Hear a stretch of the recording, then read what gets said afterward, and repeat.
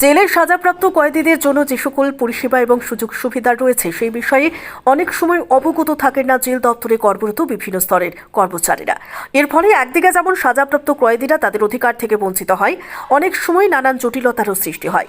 এমনকি এই সকল কারণে অনেক কয়েদি জেল থেকে পালিয়ে যায়। এই পরিস্থিতিতে জেলে কর্মরত বিভিন্ন স্তরের কর্মীদের জেল সংক্রান্ত বিভিন্ন আইন এবং নিয়ম কানুনের বিষয়ে অবগত করতে বুধবার এক কর্মশালা অনুষ্ঠিত হয় আগরতলা গীতাঞ্জলি গেস্ট হাউসে। এদিনের কর্মশালায় প্রধান অতিথি হিসেবে উপস্থিত ছিলেন কারা দপ্তরের মন্ত্রী শান্তনা চাকমা। কর্মশালায় অংশগ্রহণকারী সকল স্তরের কর্মীদের আহ্বান রাখেন তারা যেন মনোযোগের সঙ্গে কর্মশালায় অংশগ্রহণ করেন, আইন এবং নিয়ম কানুন সম্পর্কে সচেতন হন এবং কয়েদিদের জন্য নির্ধারিত সুবিধাগুলো দেওয়ার বিষয়ে আরও বেশি দায়িত্বশীল হন।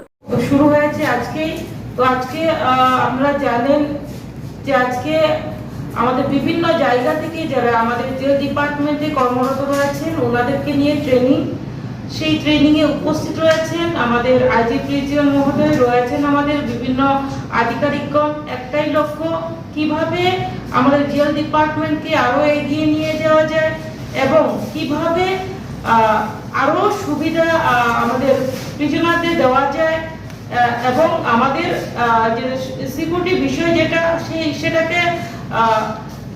সেটাকে গুরুত্ব সহকারে যাতে করে কোনো অসুবিধা না হয় সেদিকে লক্ষ্য রেখে আজকে আমাদের এই প্রোগ্রাম। তো আমি বলবো যে আজকে যারা এখানে উপস্থিত রয়েছেন, তো আপনাদের যে ট্রেনিং করানো হবে সেই ট্রেনিং এ আপনারা পুরোপুরি আপনাদের যতটুকু সম্ভব জানার আপনারা জেনে নেবেন এবং যেখানে কনফিউজ থাকবে সেখানে আপনারা জিজ্ঞেস করবেন। এখানে এনআইসি দায়িত্বে যারা রয়েছেন ওনারাও এখানে উপস্থিত রয়েছেন।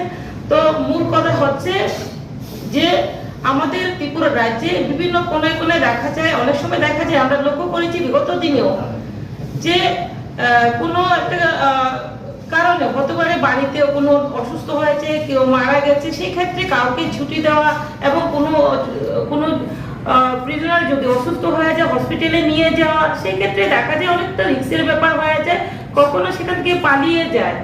তো বিভিন্ন বিষয়কে মাথায় রেখে তো আমরা চেষ্টা করছি যে কেননা আমাদের ত্রিপুরা রাজ্য, আমাদের কেন্দ্র সরকার এবং আমাদের ত্রিপুরা সরকার চেষ্টা করে যাচ্ছে কিভাবে বিশেষ করে আমরা ইজিলি যাতে যে কোনো বিষয় নিয়ে অতি সহজে, যে আজকে আপনাকে একটা গুরুত্বপূর্ণ বিষয় সেটা মেইল করে আপনার সঙ্গে যোগাযোগ করা এবং ভিডিও কনফারেন্সের মাধ্যমে আপনার সঙ্গে সাক্ষাৎ করা, আলোচনা করা ইজিলি করা যায়, সেটাকে মাথায় রেখে আজকে প্রসেসটাকে দ্রুত যাতে করা যায়, তো সমস্ত কিছু মাথায় রেখে এই বিষয়গুলো করা হচ্ছে।